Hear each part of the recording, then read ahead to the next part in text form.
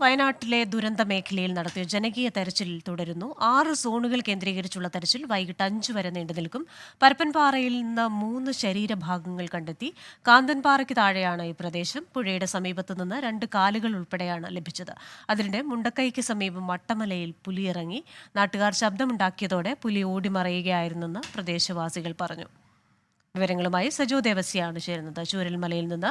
സജോ, രാവിലെ 8 മണിയോടെ തുടങ്ങിയതാണ് ഈ ജനകീയ തെരച്ചിൽ ദൗത്യം. ഏത് രീതിയിലാണ് അത് പുരോഗമിക്കുന്നത്? കൂടുതൽ വിവരങ്ങൾ.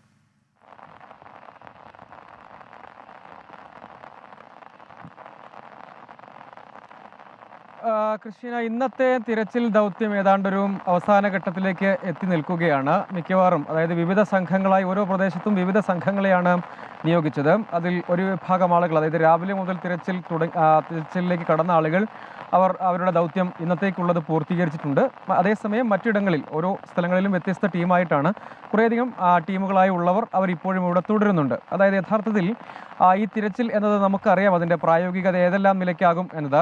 മണ്ണുമാന്തി യന്ത്രങ്ങൾ ഉപയോഗിച്ച് തിരച്ചിൽ നടത്തുക എന്നതാണ് പലയിടത്തും പ്രായോഗികമായ കാര്യം. അത്തരം ഇടങ്ങളിൽ പോവുക, ഈ സന്നദ്ധ പ്രവർത്തകർ തന്നെ പലയിടങ്ങളിലും പോയി അവിടെ സാധ്യതയുണ്ടോ എന്ന് പരിശോധിക്കുക, അതിനുശേഷം ഈ യന്ത്രങ്ങളുടെ സഹായം ഉപയോഗിക്കുക എന്നതൊക്കെയാണ് പ്രായോഗികമായ വഴി. പക്ഷെ അതിനിടെ കാന്തൻപാറ എന്ന് പറഞ്ഞ തോട് ചേർന്ന് കാന്തൻപാറയുടെ താഴ്ഭാഗമായിട്ടുള്ള പരപ്പൻപാറയിൽ നിന്ന് ശരീരഭാഗങ്ങൾ കണ്ടെടുത്തു.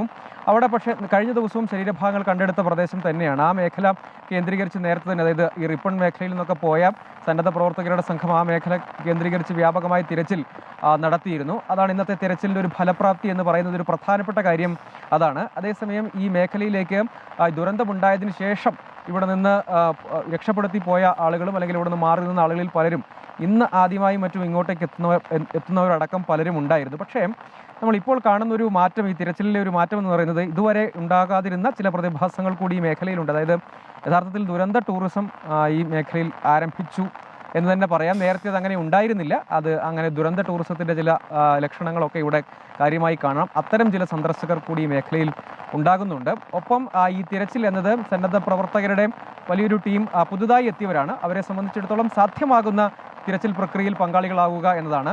പ്രാദേശികമായി കുറേയധികം ആളുകളുടെ കൂടി സാന്നിധ്യം പ്രതീക്ഷിച്ചിരുന്നു. പക്ഷേ അതിൽ പലരും നമുക്കറിയാം അവർ ദുരന്തത്തെ ഏത് നിലയ്ക്ക് നേരിട്ടുകൊണ്ടിരിക്കുകയാണ് എന്ന് നമുക്കറിയാം. അവരിൽ പലരും ആ വിവരങ്ങൾ കൈമാറുക എന്നതിൽ കവിഞ്ഞ് പലപ്പോഴും എല്ലാ ഇടങ്ങളിലേക്കും കൂടുതൽ ആളുകൾ എത്തിച്ചേർന്ന് സന്നദ്ധ പ്രവർത്തകരോടൊപ്പം മുഴുവൻ സമയം ആയിരിക്കുക എന്നത് അവരെ കൊണ്ട് ആകുന്ന സാഹചര്യമില്ല. കാരണം അവർ നേരിട്ടുകൊണ്ടിരിക്കുന്ന അവസ്ഥ, അവർ കടന്നു പോകുന്ന അവസ്ഥ ഏതാണെന്ന് നമുക്കറിയാം.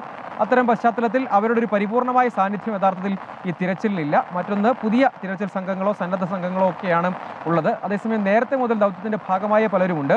ആ ഇടങ്ങളിലാണ് കുറെ കൂടി പ്രായോഗികമായി ഇത് നടത്താൻ കഴിഞ്ഞിട്ടുള്ളത്. അതേസമയം ഈ ജനകീയ തിരച്ചിലുമായി മുന്നോട്ട് പോകും എന്ന് പറയുമ്പോൾ തന്നെയും അത് പരിപൂർണാർത്ഥത്തിൽ ഫലപ്രാപ്തി എല്ലായിടത്തും നൽകും എന്ന് നമുക്ക് പറയാൻ കഴിയുകയില്ല. അതിൻ്റെ കാരണം ഈ പ്രാദേശികമായ ആളുകളുടെ പരിപൂർണമായ സാന്നിധ്യം എപ്പോഴും ഉറപ്പാക്കുക, അതിൽ അപ്രായോഗികതയുണ്ട്. കാരണം അവർ ഈ ദുരന്തത്തെ ആകെ നേരിട്ടുകൊണ്ടിരിക്കുന്നവരാണ്. അവർ പല ഘട്ടത്തിലും, അതായത് ഇനിയിപ്പോൾ ഇതിൻ്റെ സാധ്യത എത്രത്തോളം പരിമിതമാണ്, ഈ തിരച്ചിൽ ദൗത്യം പലപ്പോഴും എത്ര വെല്ലുവിളി നിറഞ്ഞതാണ്, സാധ്യതകൾ എത്രത്തോളം പരിമിതമാണെന്ന് നമുക്കറിയാം. അത്തരം പ്രശ്നങ്ങൾ യഥാർത്ഥത്തിൽ ഇത് നേരിടുന്നുണ്ട്. മറ്റൊന്ന്, ദുരന്ത ടൂറിസത്തിൻ്റെ വെല്ലുവിളിയുണ്ട്. പുതിയ ദൗത്യ സംഘങ്ങൾക്ക് ചെയ്യാൻ കഴിയുന്ന അല്ലെങ്കിൽ അതിൽ അവർക്ക് കൂടുതൽ ഫലപ്രാപ്തിയുള്ള ദൗത്യം നിർവഹിക്കുക എന്നതിൽ പരിമിതികളുണ്ടാകും. അത്തരം പ്രശ്നങ്ങളൊക്കെ ഉണ്ട്. പക്ഷെ അപ്പോഴും ഏതെങ്കിലും സാധ്യതകൾ ഉണ്ടെങ്കിൽ അത് യന്ത്രസഹായത്തോടെയും മറ്റും പ്രയോജനപ്പെടുത്താൻ NDRF ഉണ്ട്, ഫയർഫോഴ്സ് ഉണ്ട്, അങ്ങനെയുള്ള ടീം, സിവിൽ ഡിഫൻസ് വോളണ്ടിയേഴ്സ് ഉണ്ട്, പോലീസിൻ്റെ SOG ഉണ്ട്, അടക്കമുള്ള ടീമുകൾ യഥാർത്ഥത്തിൽ സ്ഥലത്തുണ്ട്. റവന്യൂ വിഭാഗം കണക്കെടുപ്പ് യഥാർത്ഥത്തിൽ തുടങ്ങിയിട്ടുണ്ട്. അങ്ങനെ പരിശോധനകൾ യഥാർത്ഥത്തിൽ നടക്കുന്നുണ്ട്. ഫലപ്രാപ്തിയുള്ള പരിശോധനയുമുണ്ട്, അങ്ങനെ അല്ലാത്തതും ഉണ്ട് എന്നതാണ് ഒരു വസ്തുത. അതുകൊണ്ട് ഇപ്പോഴും ആളുകൾ ആഗ്രഹിക്കുന്നുണ്ട് തിരച്ചിൽ മുന്നോട്ട് കൊണ്ടുപോകണമെന്ന്. അത് വരും ദിവസങ്ങളിലും തുടരാൻ തന്നെയാണ് യഥാർത്ഥത്തിൽ തീരുമാനം. പക്ഷേ നമ്മൾ ഉദ്ദേശിക്കുന്ന അത്ര ഫലപ്രാപ്തി എല്ലാ മേഖലകളിലും അത് ഉണ്ടാക്കില്ല എന്നത് വസ്തുതയാണ്.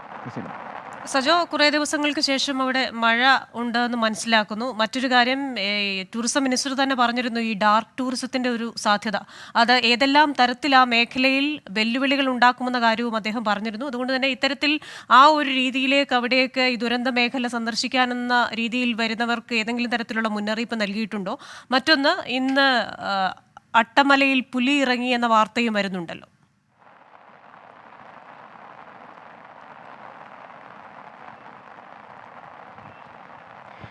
ക്രിസ്റ്റീന, മഴ ഇവിടെ ലഭ്യമാകുന്നുണ്ട്. പുലർച്ചെയൊന്നും ഇന്ന് രാവിലെയൊന്നും മഴയുണ്ടായിരുന്നില്ല. അല്പസമയം മുൻപാണ് മഴ കിട്ടി തുടങ്ങിയത്. പക്ഷേ ശക്തമായ മഴയൊന്നുമല്ല, ചെറിയ തോതിലുള്ള മഴയാണ്.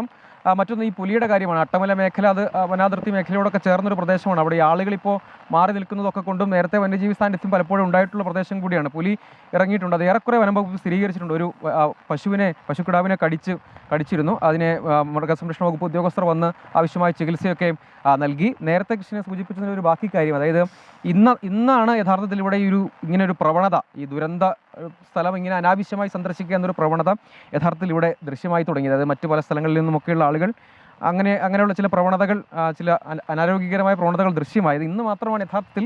അതുകൊണ്ട് അങ്ങനെ ഏതെങ്കിലും തരത്തിലുള്ള മുന്നറിയിപ്പിലേക്കൊന്നും കാര്യങ്ങൾ പോയിട്ടില്ല. സാധാരണഗതിയിൽ അത് പരിപൂർണാർത്ഥത്തിൽ തടയുക എന്നതൊക്കെ അപ്രായോഗികമാണ്. ഒപ്പം ഇവിടെ ജീവിച്ചിരുന്ന നാട്ടുകാരും ഒക്കെ ഇങ്ങോട്ടേക്ക് എത്തുമ്പോൾ അവർക്കും അതൊരു ബുദ്ധിമുട്ടാകുന്ന സാഹചര്യം.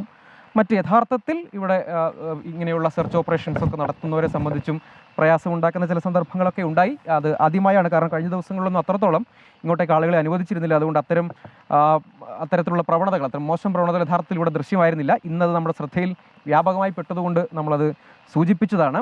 അതായത് മഴ ഇവിടെയുണ്ട്. മഴ പക്ഷേ വലിയ തോതിലുള്ള മഴ ലഭ്യമായിട്ടില്ല. കഴിഞ്ഞ കുറച്ച് ദിവസങ്ങളിലൊക്കെ കാര്യമായ മഴ ഒന്നും ഉണ്ടായിരുന്നില്ല. അങ്ങനെ ഒരു ആശങ്കയുണ്ടാക്കുന്ന മഴ യഥാർത്ഥത്തിൽ ഇപ്പോഴും ഇല്ല. പക്ഷേ ഇങ്ങനെയുള്ള ചെറിയ മഴകൾ ഉണ്ടാകുമ്പോൾ അത് ഇവിടെ ഈ സെർച്ച് ഓപ്പറേഷൻ നടക്കുന്ന ഇടങ്ങളിൽ അല്പം പ്രയാസം ഉണ്ടാക്കുന്നുണ്ട് എന്നതൊഴിച്ചാൽ വലിയ തോതിലുള്ള പ്രതിസന്ധി യഥാർത്ഥത്തിലില്ല. മറ്റൊന്ന് ഈ സെർച്ചുമായിട്ട് മുന്നോട്ട് പോകും, സെർച്ച് ഓപ്പറേഷൻസുമായി മുന്നോട്ട് പോകുമെന്ന് തന്നെയാണ് ഔദ്യോഗിക സർക്കാർ സംവിധാനങ്ങൾ എല്ലാവരും തന്നെ അറിയിക്കുന്നത്. അതിനിടെയാണ് ഇങ്ങനെയുള്ള ഒരു ദുരന്തം ഒരു സ്ഥലത്ത് നിൽക്കുന്നു. അതിൻ്റെ ഇടെയാണ് ഈ വന്യജീവി സാന്നിധ്യവും. അത് നേരത്തെ തന്നെ ആ മേഖലയിൽ ഉണ്ടായിരുന്നതാണെന്നാണ് നാട്ടുകാർ പറയുന്നത്. പിന്നീട് നാട്ടുകാർ ശബ്ദം ഉണ്ടാക്കിയാണ് പുലിയെ ഓടിച്ചത്. ഇപ്പോൾ ആ മേഖലയിൽ സംബന്ധിച്ച് ഇപ്പോൾ ആശങ്ക ഇല്ല എന്നാണ് വനംവകുപ്പ് ഇപ്പോൾ പറയുന്നത്. കൃഷ്ണ. ശരി, സജോ ദേവസ്യയാണ് വിശദാംശങ്ങൾ നൽകിയത്. ഒപ്പം തന്നെ 2 അപ്ഡേഷൻസ് കൂടി വരുന്നുണ്ട്. പുഞ്ചിരിമട്ടത്തും മുണ്ടക്കയിലും ഇന്നത്തെ തെരച്ചിൽ നിർത്തി എന്ന വാർത്ത വരുന്നുണ്ട്. പ്രദേശത്ത് കനത്ത മഴ, ചൂരൽമലയിലും തെരച്ചിൽ അവസാനിപ്പിച്ച മട്ടിലാണ്. അട്ടമലയിൽ തെരച്ചിൽ നിർത്തിയെന്ന് ഷഹദ് റഹ്മാൻ റിപ്പോർട്ട് ചെയ്യുന്നുണ്ട്. ഈ ഭാഗങ്ങളിൽ നിന്ന് 2 എല്ലിൻ കഷ്ണം ലഭിച്ചു. ഇത് മനുഷ്യൻ്റേതാണോ മൃഗങ്ങളുടെയാണോ എന്നതിൽ ഒരു വ്യക്തത വന്നിട്ടില്ല. അതുകൊണ്ട് തന്നെ അത് പരിശോധനയ്ക്കായി അയച്ചു എന്ന വിശദാംശങ്ങൾ കൂടി ഈ വയനാട് വാർത്തകളുടെ തുടർച്ചയായി വരുന്നുണ്ട്.